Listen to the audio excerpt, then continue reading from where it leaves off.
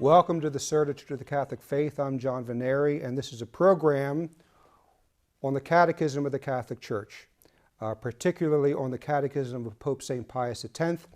And we are on the section of the Catechism, the very beginning of the Catechism, where we talk about the beginning of the Creed. The first article of the Creed: I believe in God, the Father Almighty, creator of heaven and earth.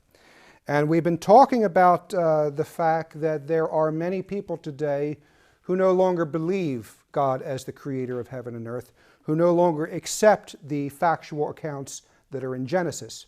And the main reason for this rejection, the main reason for this disbelief is the theory of evolution, the belief that it's kind of a spontaneous, naturalistic gradualism that started from the mud, the cells, and then gradually going higher life forms up into man. That's the prevailing belief right now. It's the trend in science. It is everywhere, and there are many people all over the world, including top-notch scientists, who are pointing out that the evidence for evolution is not there. They would be willing to believe in evolution. I would be willing to accept evolution if the evidence was there.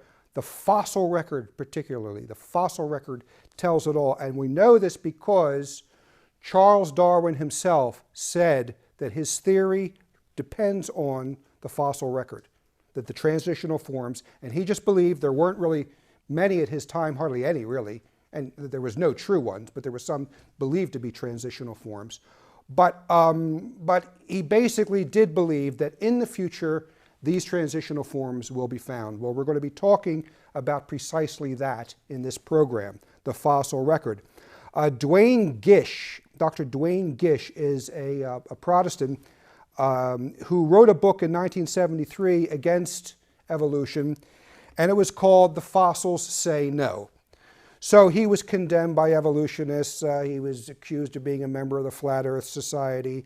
He was accused of being backwards, and he was challenged on a number of his points by evolutionists.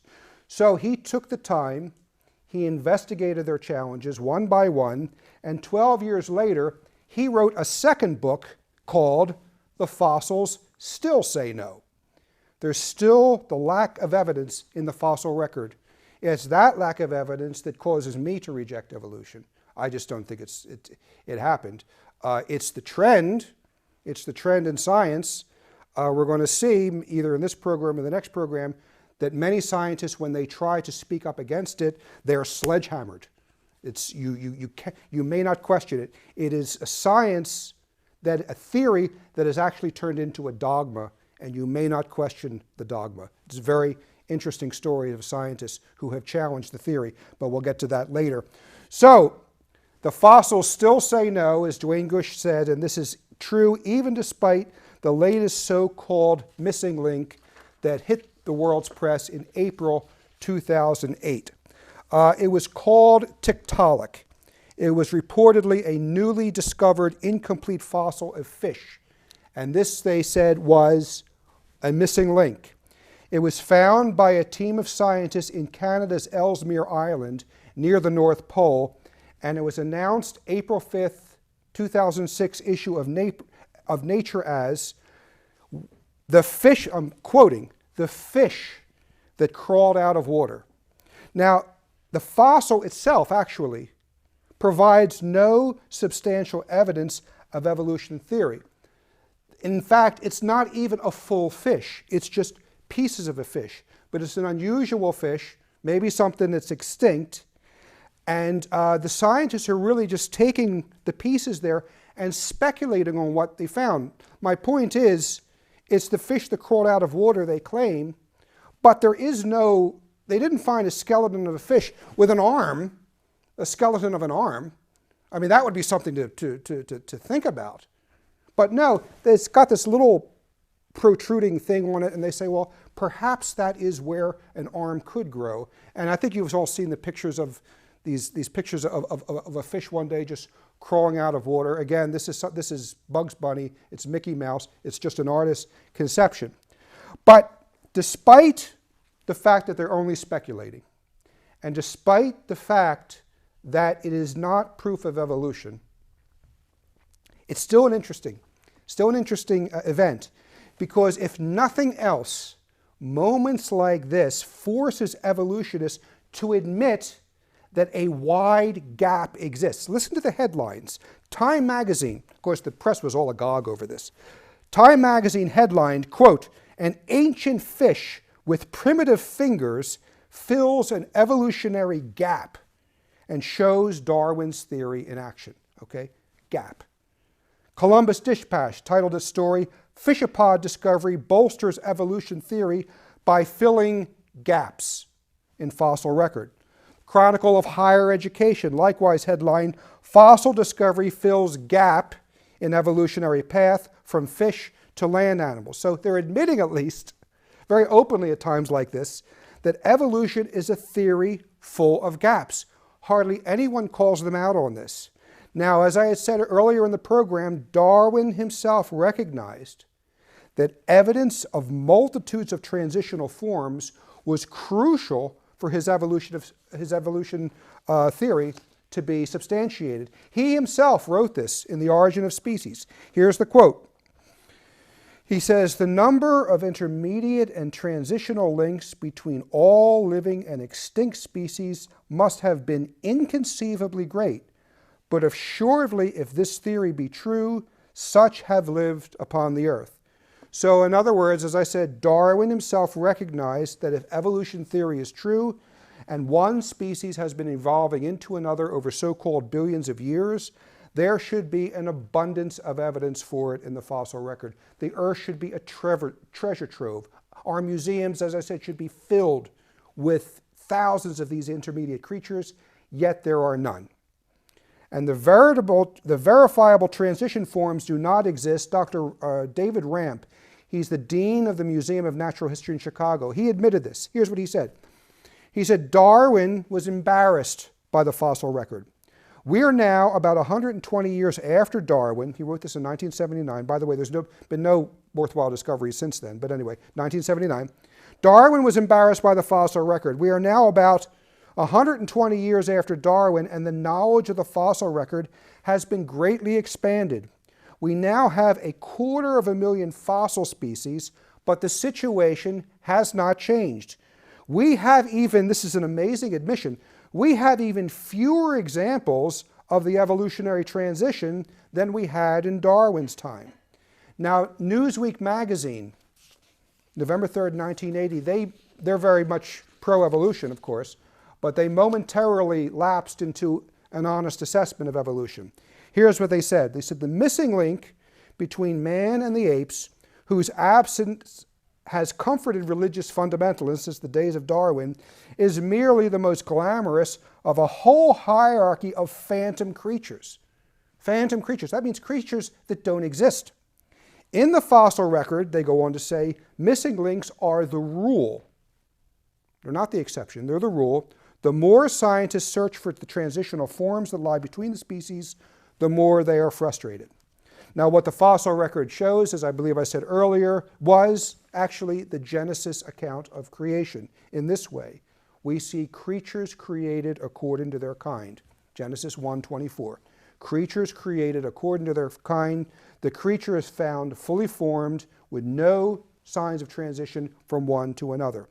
So it's really laughable to see the evolutionists kill the fatted calf to celebrate a highly questionable missing link. Remember, a lot of this is interpretational. They find these things, they go to it, as I said in the last program, they've been formed in an evolutionary mindset.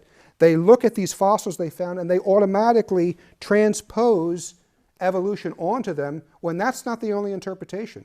And it's certainly not, the pieces of the fossil themselves would not necessarily drive you to that conclusion. You go with the assumption of evolution, and then you take your finds as a so-called, your interpretation as a proof of evolution. Okay? And it's even more astonishing to see what these headlines that I talked about, that this discovery of this one lone creature supposedly fills this vast gap in the fossil record. Now, as for Tiktaalik, there's some few more things to say about it. The news media celebrated the new catch as, quote, a predecessor of amphibians, reptiles and dinosaurs, mammals, and especially human. That's an amazing claim from finding a few pieces of fish. A predecessor of amphibians, reptiles and dinosaurs, mammals, and eventually humans. They're stating this as a fact when they don't have the foundation to prove that it's a fact. The media, in other words, is telling us what's happening here. Is the media is telling us that this little frozen fish found up in the North Pole is our great, great, great, great, great, great, great, great, great grandfather to the 10th power.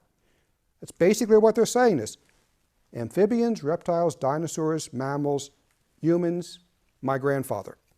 Now the media, of course, and this always happens when they have a little find like this, they are very quick to fire at religious creationists, as they call them. New York Times, of course, they held up the new little fish as a powerful rebuttal to conservative Christians who insist that there's no fossil evidence for evolution. But, think about it. One questionable, and it is a questionable discovery, one questionable discovery is not a powerful rebuttal to anything. And it's not only conservative Christians that question evolution, but as I said in the previous program, it is a rising tide of honest scientists who are stepping back and recognizing that the evidence is not there. The evidence is not there. Likewise, April 12th issue of Time magazine. I love this. They say, those who regard creationism as dogma will probably remain unmoved by any manner of scientific evidence. Well, that's not true.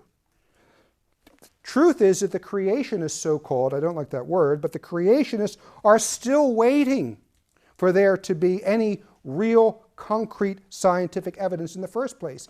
If it was there, we'd have to deal with it. As I said in the previous program, I want to see pre-turtle, sort of turtle, almost turtle, turtle. I want to see pre-kangaroo, sort of kangaroo, semi-kangaroo, almost kangaroo, kangaroo. If that type of evidence was there, we'd have to deal with it. It's not there. It's not there. So this idea that Christians will just, or these people will reject any scientific evidence, if the evidence is there, we'd have to deal with it. It's not there. And Professor Dietrich, I'll quote him again. I quoted him in the first program. He is a geneticist from Oxford University. He was trained at Oxford and also Toronto Institute, member of the Polish Academy of Sciences. And he gets to the heart of the matter. He says, a whole age of scientific endeavor was wasted searching for a phantom. It's time we stopped and looked at the facts. Natural science failed to supply any evidence for evolution. So, Dr. Harold Urey, a Nobel Prize winner, he is an evolutionist. He got a Nobel Prize for his research in chemistry. And he admits the lack of evolution, the lack of evidence. He does admit it, but he goes on to admit something that many scientists will not admit. He admits that evolution is actually kind of an article of faith for them. Here's what he says. All of us who study the origin of life find that the more we look into it, the more we feel that it's too complex to have evolved anywhere. And then he goes on. We believe as an article of faith that life evolved from dead matter on the planet. It's just that its complexity is so great, it's hard for us to imagine how it did. Okay, that statement is loaded. That statement is loaded. We believe as an article of faith. Well, first of all, we can immediately point out the fact that it's not really an article of faith, because faith, the word faith, has a very definite definition. Faith is the adherence of the intellect to a truth revealed by God on the authority of God revealing. That's faith. That's the act of faith. I mean, that's how we make the act of faith. Faith is the adherence of the intellect to a truth revealed by God on the authority of God revealing. That's the definition of faith. So he's using faith in a more widespread, imprecise use of the word. Faith meaning it is my unsubstantiated personal belief. That's how he's using it here. That's how most people, too, define religious faith, an unsubstantiated personal belief. Now, it has a very distinct, direct definition. But basically, it changes it when it gives a whole more complete meaning when we actually substitute faith with what he's actually saying. We believe as an article of unsubstantiated personal belief that life evolved from dead matter on this planet.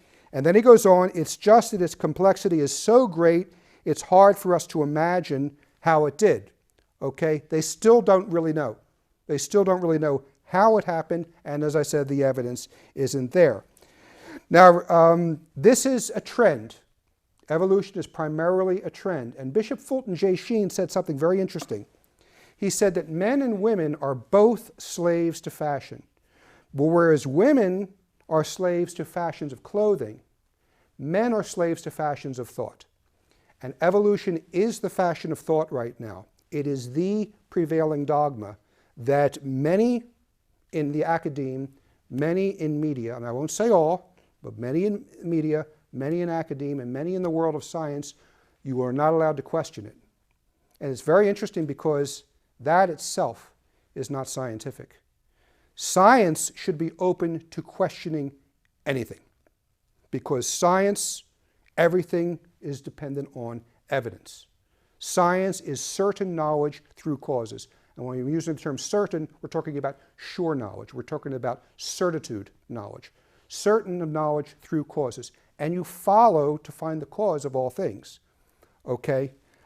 So if there is another theory that's going to perhaps give us the cause, that deserves free discussion, that deserves free examination, that deserves free place in the universities and in the schools, but you will find that on this topic, this is not permitted. There is no discussion of evolution. This case is closed. We can't have this superstition. And one scientist that I'll talk about later, he says when he talks to other scientists about evolution, challenging evolution, he says a change comes over them. A change comes over them. They become very angry and they become very emotional. And this itself is a very unscientific approach, although it does show fallen man. As one, Dr. Baudet says, man is but a drop of reason in a sea of emotion. And it comes out even amongst scientists. Now, we're going to take a look at the monkey men.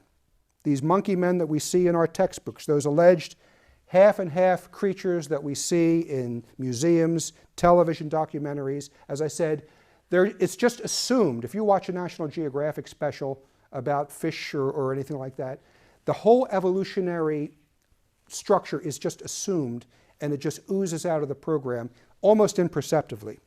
But we'll take a look at the monkey men, okay? Because if man came from ape, then we need to see a transition, the missing link. And I'll give away the ending now. The missing link is still missing, okay? The missing link is still missing. Consider the story of Piltdown Man. Piltdown Man is a famous monkey man of the evolutionary saga. 1913 he was discovered, and it was cited as proof of evolution, 1913. But in 1953, it was finally shown that Piltdown Man, given to us in textbook, given to university students, given to biology students, given to medical students, as proof of a transitional form, it was shown that Piltdown Man was an elaborate hoax. It was a combination of a human skull and the jawbone of an ape. The scientists actually put the two things together. The teeth had been filed to make them look human and then chemically stained in order to make them look ancient. This fraud was perpetuated by the paleontologists who found Piltdown Man. Charles Dawson was one of them, there's three. Sir Arthur Woodward was another one, and a student priest named, some of you may have heard of him, Father Teilhard de Chardin. Father Teilhard de Chardin, who was, well, he's, he's a problem all by himself because he tried to take evolution and give us a complete spiritual structure based on evolution, and that's a problem in itself. We're not going to talk about that today, but the problem is that the scientific community at the time See, this was not only a forgery, it was actually a clumsy forgery. Two species jammed together, okay, teeth filed, and then stained, all right? This clumsy forgery was perpetuated for 4 decades, 40 years. And to my knowledge, the scientific community has never apologized for this Piltdown fraud. Other missing links, Ramapithecus, Peking Man, they have their own story. For example, there's an Australopithecine named Lucy, presented to the world in 1973 as evidence as a kind of half-and-half creature. Donald Johnson, Dr. Donald Johnson found it. And he claimed that Lucy had walked upright in a human manner. But the later studies showed that the anatomy, they studied the anatomy, because they'd only started with the knee joint. I guess that was the first thing they found. The later studies of anatomy showed that this is unlikely and that Lucy probably swung from the trees. It was deduced from the bone formation, and that she is, this Australopithecine is nothing but an extinct ape, okay, because they do go extinct. Okay, it was just an ape. Java Man, founded by Eugene Dubois. This also turned out to be nothing but a large gibbon, which is an ape. In fact, Dubois later admitted that from the beginning, and we're going to talk about this a little more, he had actually hidden evidence that supports the fact that the monkey man was nothing but an ape. He found other bones, other thigh bones and things like that that were definitely from an ape in the same area, but that didn't work for his theory, and so he put that aside. My all-time favorite is Nebraska Man. Maybe it's because I'm from the United States, and it means we had our own monkey man. Nebraska Man, an imaginary missing link constructed. This was constructed from an unusual molar tooth, 1921. Professor Henry Osborne was digging, Natural History Museum, and he found this unusual tooth. And he said, aha! This is part of the missing link. An entire human being. This must be part of an entire and unusual human being, all right? Well, of course, the scientific community came out in droves in support of this. You would see, for example, in these Nature magazines, I'm trying to remember the name of the Nature magazine. Anyway, there was a well-known, I think, London Illustrated. The art. Now this is just a tooth. London Illustrated drew this landscape, this primeval landscape of this hideous monkey man, and in the background his equally hideous wife was there. And the scientific community came out in support of this. It was later learned that the one and only evidence of Nebraska Man, the one only specimen, this tooth, was that of a peccary. Does anyone know what a peccary is? It's a pig. It wasn't even a monkey. It was a pig. Nebraska Man was a pig. But Nebraska Man was accepted, unquestioned, by the high priest of science for 5 years. The fact is that every one of these so-called humanoid missing links has later been found to be either all ape or all man. And as J. Wallace Johnson says, he says it beautifully, he says there never has been found and there never will be found anything that is more than ape and less than man. So then, what about all of those textbook drawings we see of these half-and-half creatures, and also when they, all these claims that are made? Very good book written by a Martin L. Lubenow called Bones of Contention, where he challenges all this. He challenges the fossil record and these so-called half-and-half creatures. And he explains how it works. He explains what they do. He says, we have all seen pictures of the impressive sequence allegedly leading to modern humans. Those small, primitive, stooped creatures gradually evolving into big, beautiful you and me. What is not generally known is that this sequence, impressive as it seems, is very artificial and arbitrary arrangement, because he gives 3 reasons. Three reasons why it's artificial and arbitrary. Number 1, that some fossils are selectively excluded if they do not fit into the evolutionary scheme. Second, some human fossils are arbitrarily downgraded. So they know something is a human, but in their makeup, their construction, they downgrade it to make them appear to be evolutionary ancestors when in fact they are true humans. And third, so you have the downgrading of the humans, then you have the upgrading of the monkeys. Some non-human fossils, he says, are upgraded to make them appear to be human ancestors. The fact that objects can be arranged in an evolutionary sequence does not prove that they have a relationship or that any of them evolve from anything else. There is a lot of piecing that goes on. Another thing you have to remember too is that, and I am not saying that all scientists are like this, believe me, because, but scientists, like anyone else, are infected with original sin. And sometimes original sin can make us do things for personal gain rather than the advancement of our field. And if I am a scientist and I make a discovery, if I find a missing link like Tiktaalik or Peking Man or something like that, that is the road to international fame. That is the road to interviews in National Geographic.